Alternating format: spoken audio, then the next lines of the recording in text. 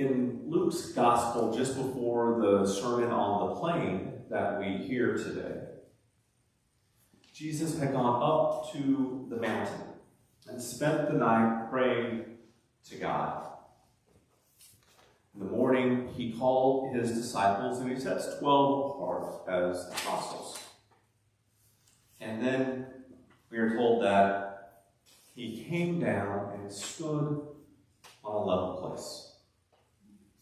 Now, for someone whom we claim is both fully divine and fully human, these few verses in the 6th chapter of Luke, they can really serve to highlight that fullness of divinity and fullness of humanity.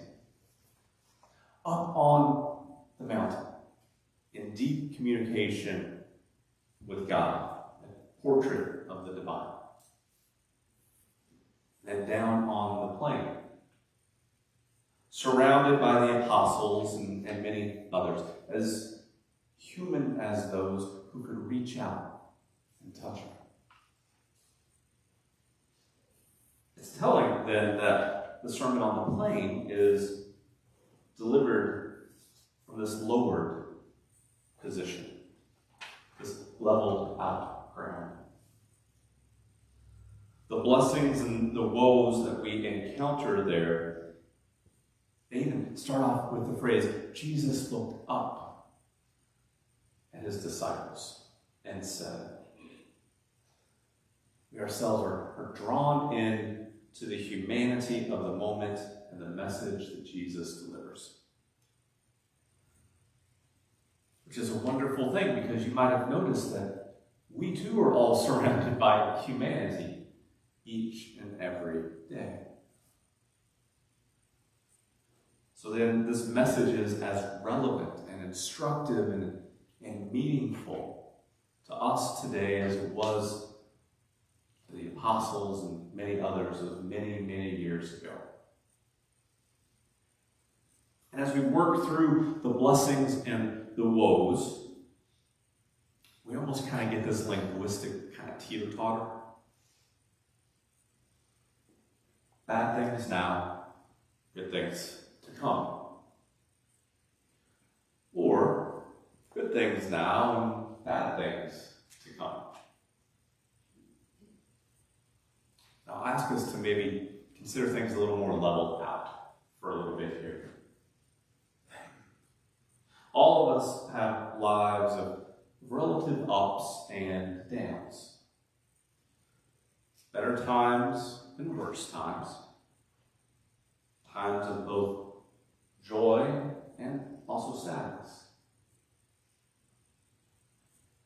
But consider how Jesus started off the Sermon on the Plain. Blessed are you who are poor, for yours is the kingdom of God.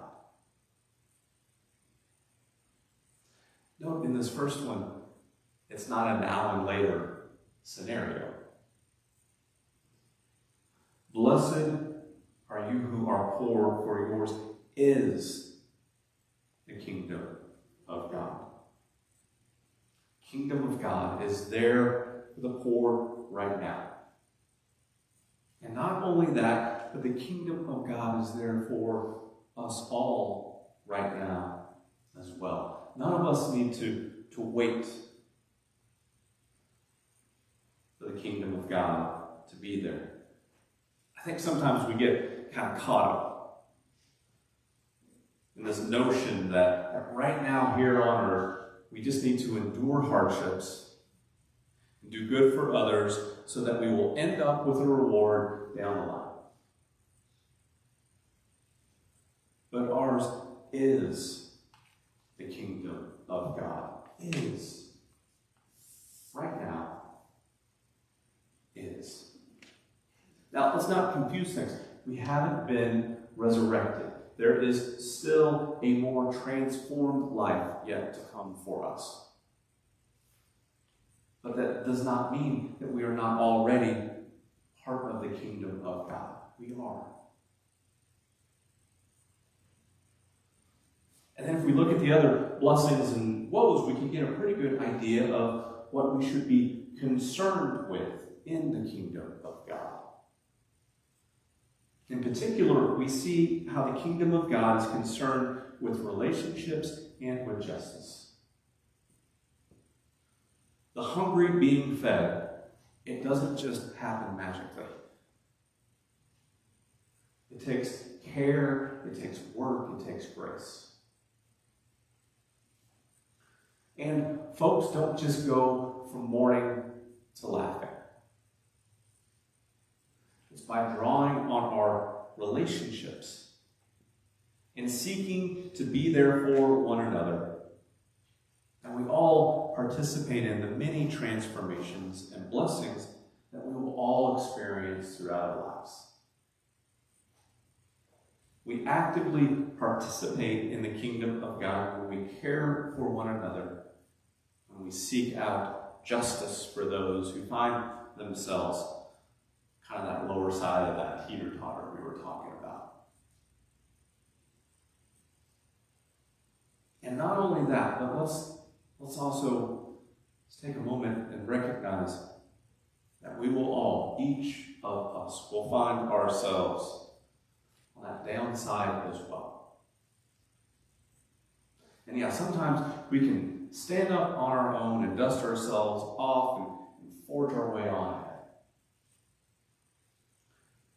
But a lot of times, we are going to need to be the ones being helped and being cared for.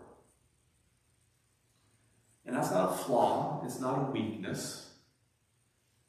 In fact, it's exactly how God designed things. See, love doesn't work when it's self-contained. It only works when it is shared and received. And we all, each of us, we need to be on both sides of that equation, over and over again, all throughout our lives. So this morning, I pray that we will all recognize and embrace that we're already smack dab in the middle of the kingdom of God. Right here and now. Yes, there's even more transformation to come. Even more fullness for us to participate in. And that doesn't mean that we're on the outside of the kingdom today. And then being in the kingdom, my prayer is that we will draw on the love of God to care for one another and to be cared for by one another. Pray that we seek justice for all, including ourselves. In the ups and the downs of our lives, may our constant be God. May our constant be the love